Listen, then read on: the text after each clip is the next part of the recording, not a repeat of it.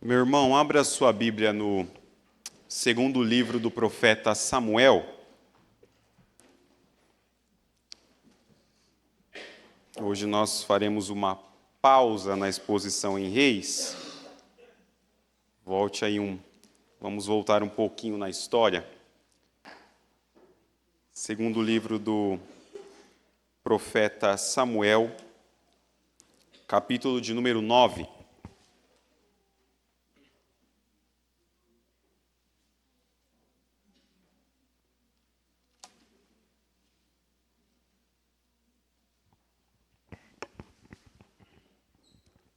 Segundo livro do profeta Samuel, capítulo de número 9.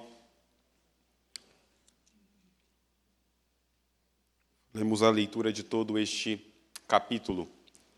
Nos diz assim: Disse Davi: Resta ainda porventura alguém da casa de Saul para que use eu de bondade para com ele, por amor de Jonatas? Havia um servo na casa de Saul cujo nome era Ziba. Chamaram-no que viesse a Davi. Perguntou-lhe o rei: És tu Ziba? Respondeu: Eu mesmo, teu servo. Disse-lhe o rei: Não há ainda alguém da casa de Saul para que use eu da bondade de Deus para com ele? Então Ziba respondeu ao rei: Ainda há um filho de Jonatas, aleijado de ambos os pés. E onde está? Perguntou-lhe o rei. Ziba lhe respondeu: Está na casa de Maquir, filho de Amiel, em Lodebar. Então mandou o rei Davi trazê-lo de Lodebar, da casa de Maquir, filho de Amiel. Vindo Mefibosete, filho de Jonatas, filho de Saul, a Davi, inclinou-se, prostando-se com o rosto em terra. Disse-lhe Davi: Mefibosete. Ele disse: Eis aqui teu servo. Então lhe disse Davi: Não temas, porque usarei de bondade para contigo por amor de Jonatas teu pai, e te restituirei todas as terras de Saul teu pai, e tu comerás pão sempre à minha mesa. Então se inclinou ele e disse: Quem é teu servo, para teres olhado para um cão morto, tal como eu? Chamou Davi a Ziba, servo de Saul, e lhe disse: Tudo que pertencia a Saul e toda a sua casa dê ao filho de teu senhor. Trabalhar-lhe-ás, pois, a terra, tu e teus filhos e teus servos, e recolherás os frutos, para que a casa de teu senhor tenha pão que coma. Porém, Mefibosete, filho de teu senhor, comerá pão sempre à minha mesa. Tinha Ziba 15 filhos e 20 servos. Disse Ziba ao rei: Segundo tudo quanto meu senhor o rei manda a seu servo, assim o fará. Comeu, pois, Mefibosete à mesa de Davi, como um dos filhos do rei. Tinha Mefibosete um filho pequeno, cujo nome era Mica. Todos quanto moravam em casa de Ziba eram servos de Mefibosete. Morava Mefibosete em Jerusalém, porquanto comia sempre à mesa do rei. Ele era coxo de ambos os pés. Vamos orar mais uma vez, queridos? Eterno Deus, nós nos colocamos diante de Ti, Senhor, cônscios da nossa pequenez, cônscios da nossa necessidade de Ti. Nossa mente, nosso coração, Pai, diante de tão pura e tão perfeita revelação, se mostram incapazes de compreender o texto das Escrituras, se não for, ó Deus, por intermédio do Teu Santo Espírito. Fala conosco, Cristo, por intermédio da Tua palavra. Que ela caia, Senhor, como semente em boa terra em nossos corações, que ela cresça e frutifique, Senhor, dando frutos de arrependimento para Ti. É o que nós te pedimos, Jesus, para a honra e glória do Teu santo nome. Amém. Queridos, conta-se a história de que durante a Guerra Civil Americana, havia 2 soldados que eram amigos e foram convocados para a guerra. Ambos possuíam esposa e filhos, ambos possuíam outro trabalho antes de serem soldados, e antes de partirem para a guerra, eles fizeram um acordo, um pacto entre ambos. Eles olharam um para o outro e falaram assim: se eu morrer, você cuida da minha família. Se você morrer, eu cuido da sua família. Era uma aliança que eles haviam feito com a certeza iminente de que, indo para a guerra, a probabilidade de morte aumentava e muito. Quando a guerra civil terminou, um dos soldados retornou para casa. E, ao retornar, ele não encontrou aquele amigo que havia ido com ele. Ele pensou, logicamente, que seu amigo estivesse morto, que seu amigo morreu na guerra. Ele vai, então, até uma fazenda no interior dos Estados Unidos, onde a família daquele seu amigo habita. Ele bate à porta daquela, até então, pretensa viúva e diz para ela: olha, eu vim cumprir uma promessa. O seu marido muito provavelmente morreu na guerra. E eu prometi para ele que, se ele morresse, eu iria cuidar de você e dos seus filhos, da mesma forma que irei cuidar da minha família. A história conta que aquela mulher ficou em choque naquele momento. Ela pensou consigo mesma: eu não tenho dinheiro para te pagar para você cuidar de nós, né? E por qual motivo você cuidaria de uma família que não é sua? Por qual motivo você iria cuidar de filhos que não são seus, de uma mulher que não lhe pertence? E aquele soldado respondeu para ela: a aliança não depende de você. Eu fiz uma aliança com o seu marido e eu vou cumpri-la até o final.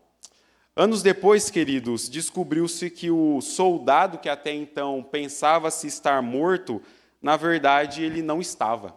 Ele havia sido capturado por tropas inimigas e estava preso. E quando ele volta para casa, ele descobre que sua família está bem, sua mulher está bem, seus filhos estão bem, porque outra pessoa manteve a promessa, mesmo quando ele não pôde.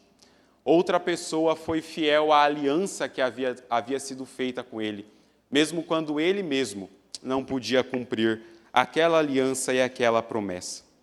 Hoje nós iremos olhar a história, irmãos, de alguém que recebeu graça e misericórdia de outro, de alguém que vai receber os benefícios da aliança não por algo que ele fez, mas por causa de uma aliança que foi feita com outra pessoa. Nós iremos olhar a história de Mefibosete e entender como essa história está relacionando a aliança de Deus conosco, a aliança de Deus com o seu povo.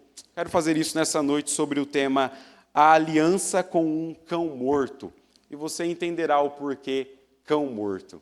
Mas nós queremos olhar, queridos, para essa história e ver como a aliança de Deus está se relacionando conosco. E a primeira lição que temos, queridos, é que a base da aliança de Deus com o seu povo é a fidelidade do rei. Isso está do verso 1 ao verso de número 5. Mefibosete era filho de Jonatas, que por sua vez era filho do rei Saul. Mefibosete ficou aleijado de ambos os pés quando ele tinha aproximadamente 5 anos de idade. Sua ama, a sua cuidadora, que nós comumente chamamos hoje de babá, sai correndo com Mefibosete nos braços quando ela descobre as notícias do campo de que Saul, seu avô, e Jonatas, o seu pai, haviam sido mortos no campo de batalha. E ao sair correndo, ela deixa com que aquela criança de 5 anos caia do seu colo e Mefibosete então fica aleijado. Nós não temos relatos, queridos, de como foi a vida de Mefibosete quando criança, mas nós podemos presumir que com certeza não foi uma vida fácil, até porque ele era coxo de ambos os pés. Não havia muletas naquela época, não havia cadeira de rodas, não havia um ambiente de integração para uma pessoa que possuía uma deficiência física. O rei Davi, então, conversa com Ziba, que havia sido servo na casa de Saul, e pergunta para Ziba se ainda não há um descendente, se não restou alguém da casa de Saul para que ele pudesse usar de misericórdia, para que ele pudesse usar de graça, de benevolência. Ziba responde positivamente, dizendo que há um tal de Mefibosete, um homem aleijado de ambos os pés, que mora em uma terra chamada Lodebar. Davi então manda chamar Mefibosete, manda trazer Mefibosete de Lodebar para junto de Israel, onde o rei está. O texto bíblico vai dizer que Mefibosete vivia na casa de Maquir, que muito provavelmente era um homem rico, um homem abastado, para ter cuidado de Mefibosete durante toda a sua infância, toda a sua adolescência, toda a sua juventude. O rei então manda trazer Mefibosete, e algumas traduções bíblicas vão trazer a ideia de que o rei não apenas mandou chamá-lo, mas que o próprio rei mandou uma carruagem para buscá-lo, para trazê-lo de lá. Mefibosete vem então de uma terra chamada Lodebar, que significa literalmente terra sem pasto. Era um lugar árido, um lugar de pobreza, de sequidão, que não crescia nada, que nada do que plantava dava. É de lá que Mefibosete vem. Mefibosete, queridos, é o que nós chamaríamos hoje, ou que alguns chamariam hoje de um perfeito azarão, porque ele era um homem que havia nascido de uma família real, mas que por conta da guerra perdeu seu pai e seu avô, e perdeu também, queridos, naquele mesmo dia a possibilidade de andar, ficou paralítico no dia que seu pai e seu avô morrem. Todo o futuro como príncipe de Israel havia sido perdido. Todas as regalias de morar no palácio do rei haviam sido perdidas. Todos os benefícios de ficar perto do rei haviam cessado. Um homem, queridos, que por conta de sua queda teve toda a sua vida comprometida. Foi afastado do rei sem a menor possibilidade de fazer algo por si mesmo, sem que alguém o fizesse. Sem a menor possibilidade de fazer algo por si mesmo se alguém não lhe ajudasse. E essa pequena parte da história de Mefibosete nos lembra muito uma outra história, não é? Que está registrada lá em Gênesis, no capítulo 3, onde um casal, por conta de sua queda, fez com que toda a humanidade fosse agora também comprometida, afastando a humanidade do rei, fazendo com que nós agora estivéssemos inoperantes, a menos que outra pessoa usasse de graça e de misericórdia para com a nossa vida. Mefibosete, queridos, recebe graça e misericórdia da parte de Davi. Davi chama Mefibosete, diz a ele que ele agora irá morar com o rei, que ele irá comer na mesa do rei. E isso acontece, queridos, porque Davi decide exercer graça e misericórdia para com a vida dele. E essa graça e essa misericórdia que Davi exerce não é à toa. Não é uma graça e misericórdia sem sentido, sem fundamento algum. Isso acontece porque Davi havia feito uma aliança com o pai de Mefibosete, com Jonatas. Davi e Jonatas, como melhores amigos, e o texto bíblico vai nos narrar isso, fazem aliança um com o outro. E Davi promete que a descendência de Jonatas jamais será esquecida. Que a memória de Jonatas, os seus feitos, as suas qualidades, jamais será apagada da história de Israel. Davi não permitiria que os seus feitos como príncipe do povo de Deus fosse apagado. E essa graça e misericórdia que Davi está exercendo agora com Mefibosete tem um fundamento, uma aliança que ele havia feito com Jonatas. Uma aliança, um pacto que ele havia feito com o pai de Mefibosete. Queridos, quando olhamos essa primeira característica do texto bíblico, nós podemos entender, irmãos, que esta é a mesma relação que Cristo tem conosco. É o mesmo fundamento da aliança que Cristo fez comigo e com você. Nós estávamos, queridos, aleijados espiritualmente. Nós estávamos coxos por conta de uma queda, afastados da presença e da mesa do rei. Mas porque Deus é fiel à aliança que Ele fez, nós fomos chamados de volta e agora a graça, benevolência e misericórdia são exercidas na nossa vida. Quando Davi olha para Mefibosete, meu irmão, o que ele vê não é a imagem de um coxo, o que ele vê não é a imagem de um aleijado. Quando ele olha para este rapaz, o que ele vê é o rosto de Jonatas. O que ele vê é a lembrança e a memória da aliança que ele fez com Jonatas. Quando Deus olha para nós, queridos, o que Ele vê é o seu Filho Jesus Cristo. Quando Deus olha para mim e para você em nossos pecados, o que Ele vê é a aliança e o pacto que o seu Filho Jesus Cristo estabeleceu. Da mesma forma, meu irmão, que Davi, ao olhar para Jonatas, se lembra do amor imanente que eles possuíam, se lembram da irmandade, da amizade, da promessa, da aliança. Deus Pai, ao olhar para nós, vê o seu Filho Jesus Cristo crucificado, vê o símbolo da aliança que é eterna, vê o sangue escorrendo naquele madeiro, meu irmão. Ele vê a aliança e a promessa de mantê-la. Queridos, Deus é o mantenedor da aliança que Ele fez conosco, mesmo com a nossa infidelidade. Deus é quem mantém a aliança e o contrato que Ele fez conosco. Não se engane, meu irmão. A aliança que você possui com Deus não é mantida pelas suas boas obras. A aliança que você mantém com Deus não é mantida pela sua santidade, não é mantida porque você vem à igreja, não é mantida porque você faz 30 minutos de devocional diário. A aliança é mantida pela fidelidade de Deus. A aliança é mantida porque Deus, conforme lemos em Hebreus, jurou dizendo: eu serei o seu Deus e vocês serão o meu povo. Queridos, quantas das vezes nós pensamos que a aliança de Deus conosco está sendo mantida pela força das nossas mãos, pela força dos nossos braços, por aquilo que nós fazemos, e o texto bíblico quer nos chamar a ver que a aliança é mantida porque Deus é fiel a essa aliança. E o texto bíblico vai dizer que, mesmo quando nós somos infiéis, Cristo permanece fiel, porque Ele não pode negar a si mesmo. Nos lembremos, queridos, que no Antigo Testamento o profeta Oséias recebe uma ordem de Deus para ir e se casar com uma prostituta chamada Gomer.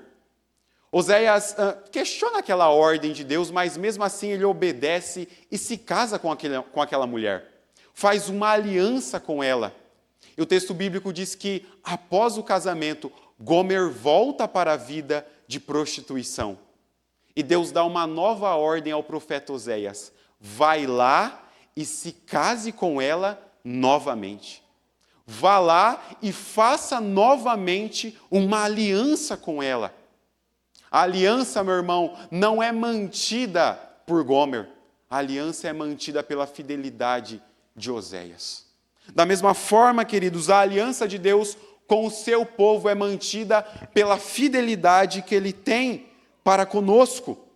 A fidelidade que Ele tem para com a sua palavra, de que Ele elegeria um povo para si e a sua promessa não cairia por terra. Nós não poderíamos, queridos, fazer nada para manter essa aliança. Da mesma forma, meu irmão, que Mefibosete, sendo um coxo, não pode fazer nada para si mesmo. Não pode sair de um lugar para o outro sem que alguém o ajude. Não pode fazer nada em sua vida sem que outra pessoa venha e faça algo por ele. Nós não poderíamos manter a aliança que Cristo fez conosco. E quando entendemos isso, queridos, o nosso coração precisa estar aberto à palavra de Deus e vermos como Cristo é o sustentador do pacto que Ele tem conosco. A nova aliança é mantida pela fidelidade, pelo amor de Cristo. Olhe para as sucessivas alianças que Deus fez ao longo da Bíblia, começando lá com Adão, e me diga qual delas foi mantida pelas obras dos homens e não pela fidelidade de Deus. Me diga qual aliança dos homens que Deus fez foi mantida pela força do braço de qualquer ser humano e não pelo amor que Deus possui para com seu povo. E quando olhamos para isso, queridos, nós precisamos ter em mente, precisamos trazer ao nosso coração que todas as vezes que nós tentamos merecer algo da parte de Deus, meus irmãos, nós não estamos fazendo jus a essa aliança. Por vezes, queridos, o nosso coração quer merecer algo da parte de Deus. A gente quer fazer algo para receber a misericórdia e a fidelidade de Deus em troca. A gente quer fazer alguma coisa para receber a graça de Deus em contrapartida. Mas, meu irmão, o que é que você poderia fazer para receber graça e misericórdia de Deus na mesma proporção? Qual obra sua, meu irmão, poderia fazer Deus olhar para você e falar: de fato, Ele merece graça e misericórdia? Às vezes, queridos, nosso coração esquece da verdade de que essa aliança é mantida pela fidelidade de Deus. E nós passamos a nossa vida tentando merecer alguma coisa da parte de Deus. Nós passamos o nosso dia e nós passamos a nossa vida cristã tentando olhar para Deus e fazer algo para ver se Deus nos retribui de acordo com as nossas obras. Eu preciso ir para a escola dominical para Deus ver que eu sou um crente bom e, sendo um crente bom, Ele me retribuir com um emprego melhor. Eu preciso fazer o meu devocional diário todos os dias para Deus ver que eu sou um crente fiel, que medita na palavra dia e noite. Eu preciso orar continuamente para Deus ver que eu sou um crente de oração e, sendo um crente de oração, Ele me abençoar. O nosso coração está, meus irmãos, o tempo todo tentando fazer algo para merecer algo da parte de Deus. Nós somos criados, queridos, em um sistema em que a nossa mente é formatada para um aspecto de recompensa. Nós fazemos algo e recebemos algo em troca. Você trabalha o mês todo, o que você quer receber em troca? O seu salário. Os adolescentes vão para a escola, estudam o mês inteiro para quê? Para tirar notas boas. Depois você vai para a faculdade, fica lá 4, 5 anos para poder ter o quê? Uma boa profissão, e tendo uma boa profissão você ganhar bem, e ganhando bem você poder oferecer algo de bom para a sua família. A nossa mente é formatada em uma sistemática de recompensa. Nós fazemos algo esperando algo em troca. Mas o problema, queridos, é quando tentamos trazer essa mentalidade e esse aspecto para Deus. É quando tentamos, de alguma forma, fazer algo para que Deus olhe para nós e diga: eu acho que você merece a minha misericórdia. Acho que você merece a minha graça e a minha benevolência. Meu irmão, pare de tentar merecer algo da parte de Deus. Pare de achar, meu irmão, que tem alguma coisa que você pode fazer, que Deus vai olhar para você e ver você como mais santo. Pare de achar que tem alguma obra sua que fará com que Deus olhe para você, meu irmão, e veja você como um crente mais fiel do que os outros. Sabe qual que é o nome disso, meu irmão? Farisaísmo. Farisaísmo é a prática, meu irmão, de fazer algo para tentar receber algo da parte de Deus. Farisaísmo é a prática de fazer boas obras pensando que Deus vai olhar para mim como uma pessoa melhor, como uma estrelinha diferente das outras. Meu irmão, não há nada que você pode fazer para que a aliança de Deus contigo se mantenha fiel. A aliança de Deus é mantida pela fidelidade dEle. A aliança de Deus é mantida conosco porque Cristo jurou que teria um povo e Ele é fiel à palavra que Ele fez. Mas o nosso coração, irmãos, quer o tempo todo merecer algo de Jesus. O nosso coração quer o tempo todo mostrar que nós talvez não somos tão pecadores assim, né? Eu posso até pecar, mas meu irmão peca mais que eu e talvez Deus olhe para mim como um crente diferente. Talvez Deus veja que eu vá toda semana no grupo dos lares, né? E talvez Ele dê aquele aumento salarial que eu tanto mereço. Meu irmão, você quer realmente o que você merece da parte de Deus? Porque se você dizer que sim, o que Deus lhe dará é eterna condenação. Porque é isso que nós merecemos. E graça, meu irmão, é justamente Deus nos dar aquilo que nós não merecíamos. Salvação. Fidelidade à aliança. Mas na aliança nós entendemos ainda, queridos, que não apenas Deus a mantém, mas Deus nos chama para sermos filhos nessa aliança. E sendo feitos filhos, nós agora temos uma herança. Davi chama Mefibosete. Como falamos, alguns entendem que Davi manda buscar Mefibosete de Lodebar. Ele agora se apresenta diante do rei. Ele se inclina, se prostra e se coloca na condição de servo. Isso está do verso 6 ao verso de número 11.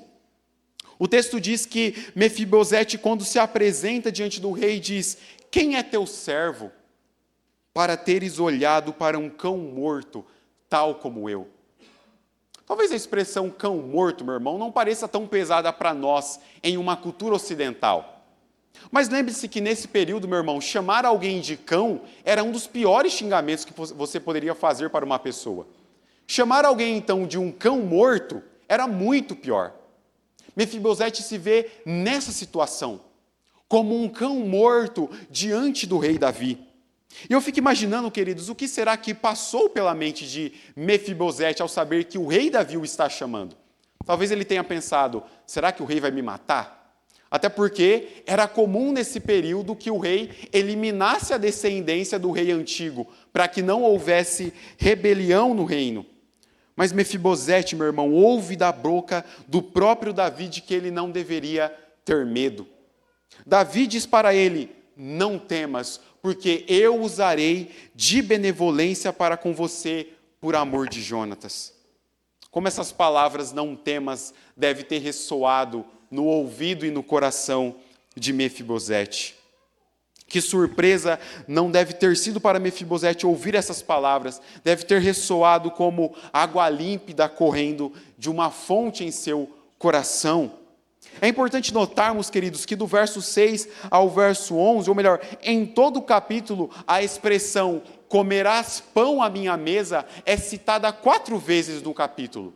E essa não é uma expressão qualquer, porque fazer uma refeição nessa época, meu irmão, era o maior sinal de intimidade que você poderia ter com alguma pessoa. Era o maior sinal de afeição que alguma pessoa podia exercer com você.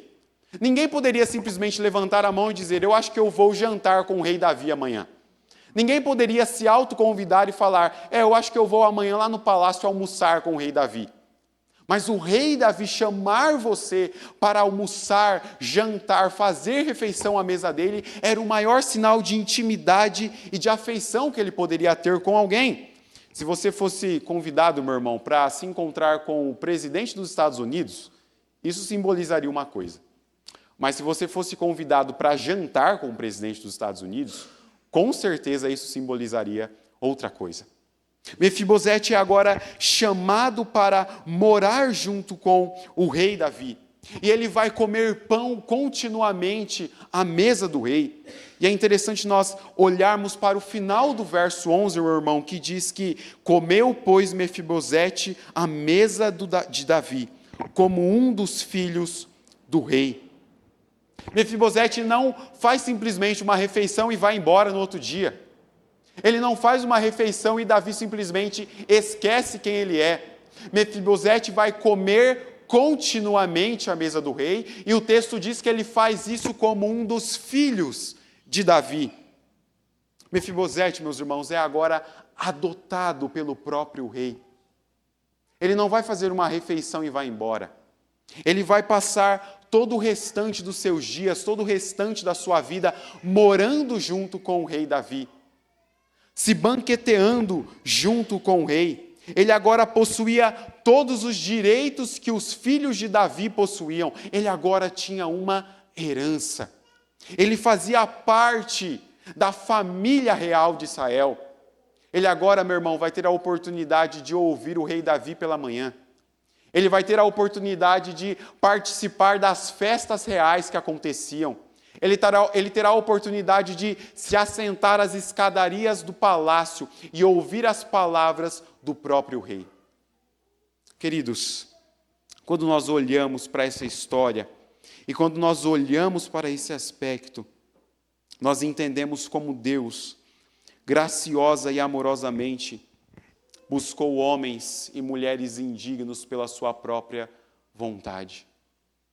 Como Deus amorosamente, pelo seu beneplácito da sua vontade, como lemos em Efésios, buscou homens e mulheres para que sejam seus filhos. E por causa da adoção, meus irmãos, os crentes agora têm uma herança em Cristo Jesus. Os crentes irão partilhar da plena herança do Filho de Deus.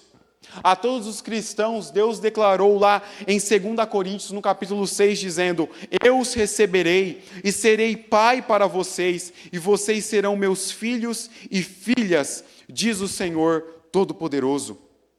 O apóstolo Paulo, queridos, nos dá garantia indizível, da mesma forma dizendo que Deus nos predestinou para a adoção de filhos por meio de Jesus Cristo.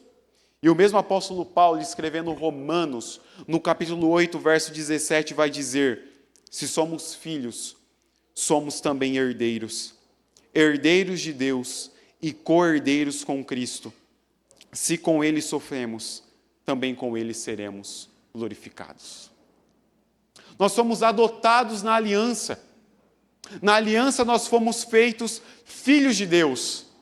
E ao sermos feitos filhos de Deus, nós agora iremos partilhar da herança que pertencia a Jesus Cristo. E eis aqui, meu irmão, uma das doutrinas bíblicas que por vezes meu coração reluta em aceitar. Eu irei partilhar da mesma herança que Jesus tem direito. Eu irei repartir com Jesus a herança que lhe era exclusiva. Isso é o que nós recebemos, meu irmão, por termos sido feitos filhos de Deus. Somos herdeiros de Cristo e co-herdeiros com Jesus Cristo. É suficiente para você, meu irmão, saber que você vai herdar a mesma herança que Jesus? É suficiente para o seu coração, meu irmão, saber que a herança que era exclusiva de Cristo será partilhada com você? E em que momento da sua vida você olharia para o seu coração e diria: eu acho que eu mereço a mesma herança que Jesus Cristo? Mas é isso que nós recebemos por termos sido feitos filhos de Deus. Nós temos a mesma herança que era exclusiva do seu Filho amado.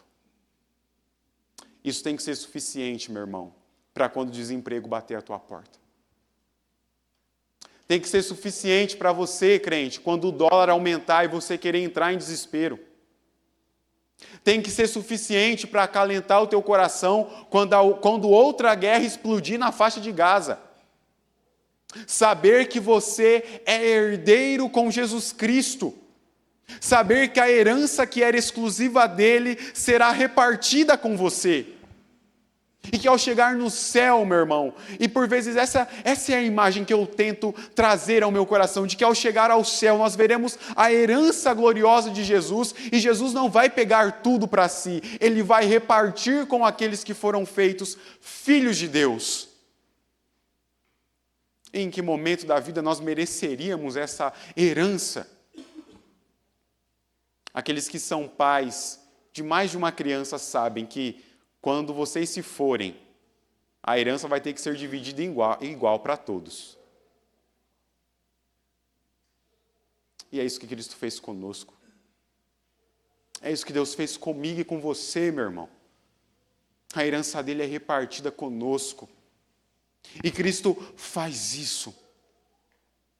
Na cruz, meu irmão, ao morrer e ao derramar seu sangue, ao seu sangue ser cravado naquele madeiro, Cristo está trazendo o seu povo, os faz filhos de Deus, e os fazendo filho de Deus, ele diz: vocês agora serão herdeiros comigo da herança que era exclusivamente minha, mas agora vocês também são filhos de Deus, da mesma forma que eu. Isso tem que ser suficiente para acalentar teu coração, meu irmão. Isso tem que ser suficiente, crente, para quando o dia mal bater a tua porta. Conversava com uma pessoa essa semana que passou e falávamos sobre como a palavra de Deus vai mudando o nosso coração e como tem afunilado nos últimos dias a perspectiva de sermos fiéis à palavra de Deus. E como que por vezes nós seremos colocados à prova sobre a nossa fidelidade a Cristo. E nos lembramos de uma frase que há muito tempo eu havia ouvido, de que por mais que sofremos ou por mais que nos matem, não podem matar quem já morreu. Não podem matar quem já morreu. E se você morreu, meu irmão, para o mundo, se você vive para Cristo, não podem matar a fé e a esperança do teu coração. Ainda que matem o nosso corpo físico, queridos, a esperança de termos sido feitos filhos de Deus grita em nossos corações. Porque é isso que a aliança nos traz. Deus não é apenas mantenedor da aliança. Deus não apenas nos fez filhos da aliança e nos deu herança, mas na aliança, queridos, nós também iremos perseverar. Na aliança existe perseverança até o fim. Isso está no verso 12 e verso de número 13. Mefibosete, meu irmão, não foi apenas chamado para o reino de Israel por uma noite. Ele não apenas jantou com o rei, almoçou com o rei e foi embora para casa. Ele agora viveria eternamente junto com o rei Davi. Ele iria estar junto com o rei, ele iria morar em Jerusalém, seu novo lar. De agora, meu irmão, de um lugar árido e seco chamado Lodebar, ele vai para a cidade santa viver junto com o rei. Isso não é algo que duraria uma semana. Isso não é algo que duraria 1 ano, 10 anos. Isso duraria eternamente. Porque todos aqueles que são chamados para a aliança de Deus irão perseverar, meu irmão. Aquele que começou a boa obra em vós é fiel para terminá-la. E se Jesus começou uma boa obra de salvação na nossa vida, Ele irá terminar. Os crentes irão perseverar, porque Cristo nos persevera. Nós iremos perseverar na aliança, porque Cristo nos chamou para essa aliança, e agora até o fim nós viveremos eternamente com Jesus, aguardando o seu retorno triunfal. E é interessante, queridos, pensarmos como o evangelicalismo brasileiro, de um modo geral, ao olhar para o capítulo 9 de 2 Samuel, interpreta este capítulo da seguinte forma: Deus irá te tirar do lugar árido de sequidão e te colocará para morar junto com os príncipes. Deus irá te tirar de um lugar de devassidão e te colocará para morar junto com os reis. O foco do capítulo 9, meu irmão, não é falar de Mefibosete. Não é falar da situação que ele se encontrava. O foco do capítulo 9 é falar da misericórdia que o rei está exercendo com alguém que não merecia misericórdia. O foco do texto é nos mostrar como Davi, mesmo não tendo obrigação nenhuma, usou de graça e de benevolência para com o filho de Jonatas por conta da aliança que eles haviam feito. Tendo sido feitos filhos, queridos, tendo sido feitos co-herdeiros, nós iremos perseverar. A garantia que temos da nossa perseverança é porque Deus sustenta a aliança. A garantia que temos é porque fomos adotados. E nesta aliança nós iremos perseverar. Da mesma forma que Mefibosete, meu irmão, nós comeremos pão continuamente à mesa do rei. É interessante, queridos, como o final do capítulo termina. E peço para que você se atente ao final do verso 13. Morava Mefibosete em Jerusalém, porquanto comia sempre à mesa do rei. Ele era coxo de ambos os pés. O final do verso 13 faz questão de citar novamente que Mefibosete era aleijado. Nós já sabemos essa informação porque nos foi dito durante todo o capítulo, mas o autor bíblico faz questão de ressaltar isso no final do versículo novamente, no final do capítulo novamente. É difícil entendermos a motivação que o autor bíblico tinha para novamente fazer essa citação. Mas a ideia mais provável, queridos, o motivo mais provável é para que os leitores, eu e você, não nos esqueçamos de que, apesar de Mefibosete ter sido feito filho, ele ainda continuava aleijado. De que apesar dele agora morar junto com o rei, apesar dele agora comer junto com o rei continuamente, ele ainda continuava coxo de ambos os pés. Nós aguardamos, irmãos, do alto céu um dia que nosso Cristo retornará. O dia, queridos, em que os nossos corpos serão glorificados. E apesar de termos sido feitos filhos, nós ainda continuamos aleijados pelo pecado. Infelizmente, queridos, apesar de termos sido adotados nessa aliança, o pecado ainda continua habitando no nosso coração. E nós aguardamos o dia em que esse pecado será arrancado de nós. Infelizmente, nós ainda carregamos as marcas e as consequências da queda que os nossos pais lá no Éden obtiveram para toda a humanidade. Mas como Mefibosete, queridos, nós podemos clamar ao Rei da Glória: quem é o teu servo para se lembrares de um cão morto como eu? Nós podemos, como ele, olhar para Jesus e pedir que ele exerça graça e misericórdia para com a nossa vida. Mesmo aleijados pelo pecado, queridos, o Senhor nos concede o mais íntimo convívio com Ele mesmo. Mesmo afetados pela queda, mesmo diante das inúmeras iniquidades e pecados que o nosso coração continuamente comete, Deus nos concede a graça e a misericórdia, meu irmão, de estarmos junto à mesa com Ele. Achegue-se à mesa do rei, meu irmão. A mesa do rei é um ótimo lugar para esconder pés aleijados pelo pecado. A mesa do rei é um ótimo lugar para nos gloriarmos em nossas fraquezas, porque são nelas que o poder de Cristo vivifica em nossos corações. O povo da aliança, meu irmão, é querido por amor a outrem. Você não é amado por si mesmo. Você é amado por Deus por causa de Jesus. Enquanto aguardamos, queridos, nós podemos nos regozijar no banquete do Evangelho.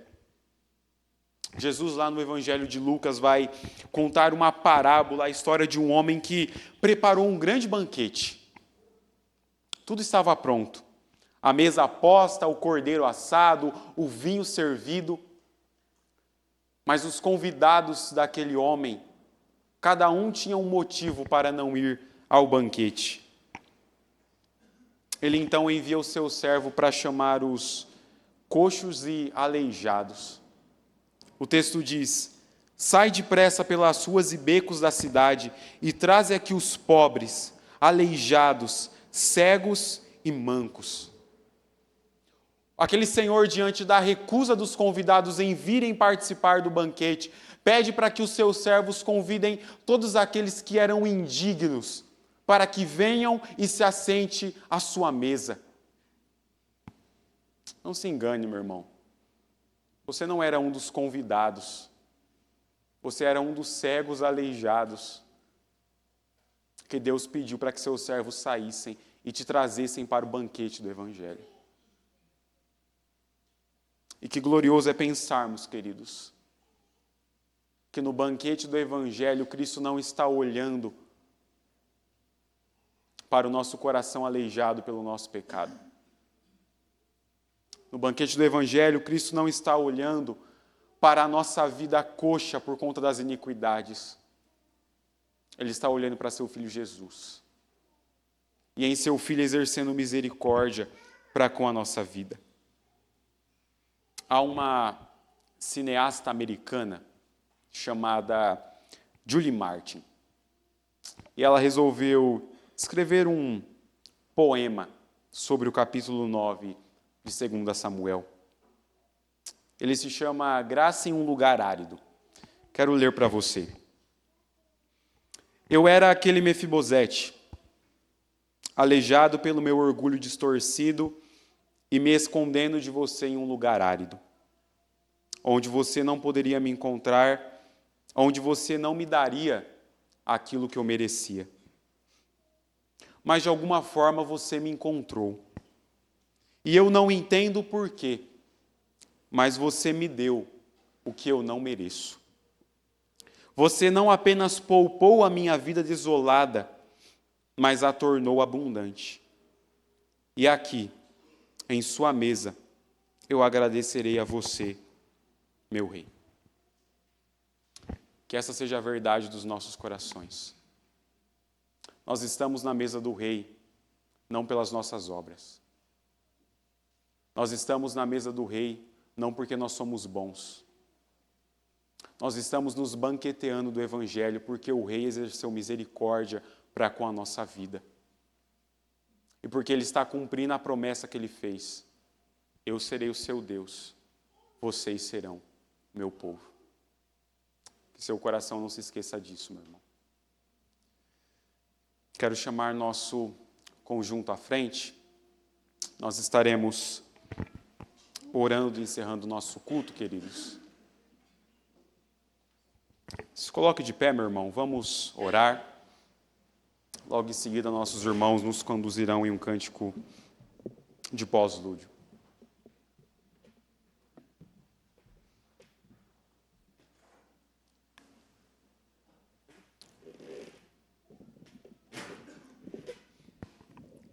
Feche seus olhos, curva sua cabeça, vamos orar. Pai eterno, nós queremos te louvar, Cristo. Nós queremos te engrandecer, Senhor. Nós queremos te adorar. Porque a sua aliança não cai por terra, Cristo, por conta da sua misericórdia. A sua aliança não cai por terra, Cristo, por conta da sua boa fidelidade, Senhor. Nós somos tão infiéis, Cristo. Nós pecamos continuamente, nós falhamos continuamente, e se dependesse de nós, Senhor, essa aliança e esse pacto jamais seriam mantidos. Mas porque o Senhor é fiel à sua palavra, essa aliança permanece. Nos ajude a não esquecer, Senhor, que nós somos amados pelo sacrifício de outro, que nós fomos feitos filhos, ó Deus, por conta da obra do varão perfeito que é Jesus. Que na sua aliança, Cristo, nós agora iremos repartir a herança que pertencia única e exclusivamente ao seu Filho Jesus. Mas porque o Senhor nos amou e nos salvou, Cristo, nós agora podemos ter esperança nesse mundo mau. Esperança porque fomos feitos seus filhos. E esperança, Senhor, porque um dia o Senhor irá arrancar o pecado dos nossos corações. E nós que agora estamos aleijados espiritualmente por causa do pecado, Senhor, temos esperança de que um dia o Senhor glorificará as nossas vidas. Porque o Senhor, ó Pai, começou uma boa obra em nós e o Senhor é fiel para terminá-la. Dá-nos graça, Cristo, para não esquecermos de tais verdades. Dá-nos graça, Senhor, para que o nosso coração não esqueça de que nós nos mantemos nessa aliança e de que nela nos manteremos, porque o Senhor é fiel e o Senhor é a base dessa aliança. Dá-nos graça, Cristo, para que essas verdades sejam plantadas em nosso coração, Senhor. E nessa verdade nós possamos dar frutos que glorifiquem a Ti. É o que nós te pedimos, Cristo, para a honra e glória do Teu nome. Amém.